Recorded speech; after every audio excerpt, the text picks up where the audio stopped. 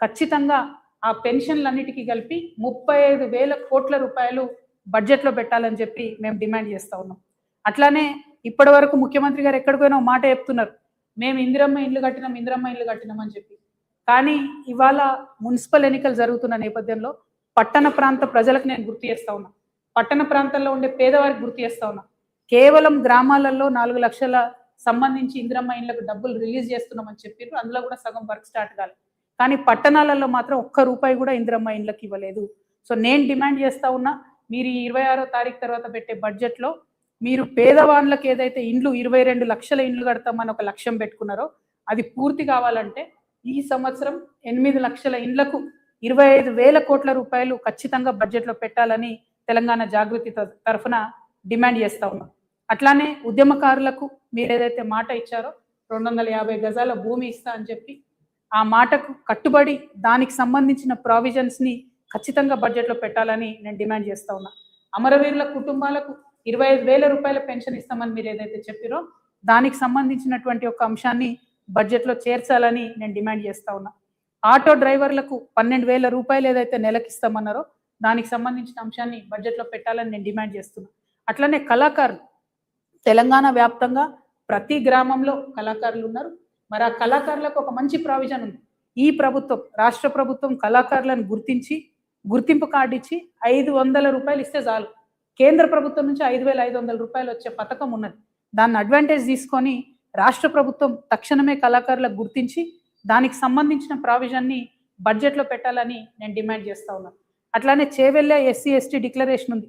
దానికి సంబంధించి ఎస్సీ ఎస్టీలకు సంబంధించి బడ్జెట్లో ప్రావిజన్ పెట్టాలని చెప్పి నేను డిమాండ్ చేస్తున్నా.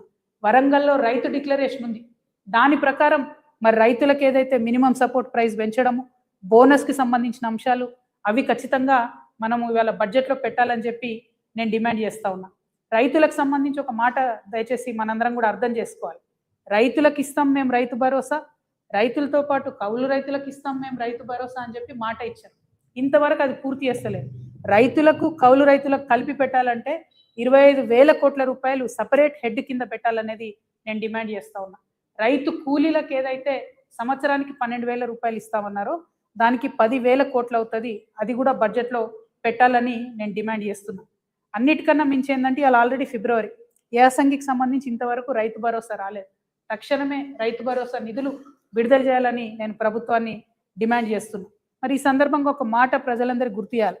నిన్న మొన్న రేవంత్ రెడ్డి గారు చాలా దగ్గర సభలలో ఒక మాట చెప్పారు, మేము రైతు రుణమాఫీ 100కు 100% చేసినామని చెప్పారు.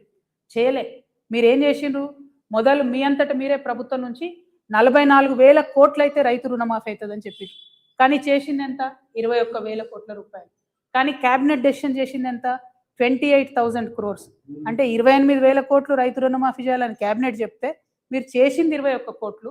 పైగా ముఖ్యమంత్రి గారు ఏమాత్రం మొహమాటం లేకుండా నేను 100% రుణమాఫీ చేసిన అంటారు.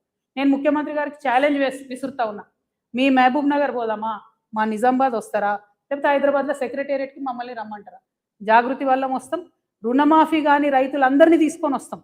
ఖచ్చితంగా మీరు 50% మంది రైతులకు రుణమాఫీ చేయలేదు. ప్రతి జిల్లాలో ప్రతి చోట ఎక్కడికి పోయినా రైతులు బాధపడతా ఉన్నారు. నిజంగా మీకు చిత్తశుద్ధి ఉంటే ఆ ఏదైతే మిగతా 50% మందికి రుణమాఫీ కాలేదో ఈ బడ్జెట్లో పెట్టి రుణమాఫీ చేయండి. ఎగ్గొట్టకండి దయచేసి రైతులకు. రైతన్నలు ఇబ్బందిలో ఉన్నారు.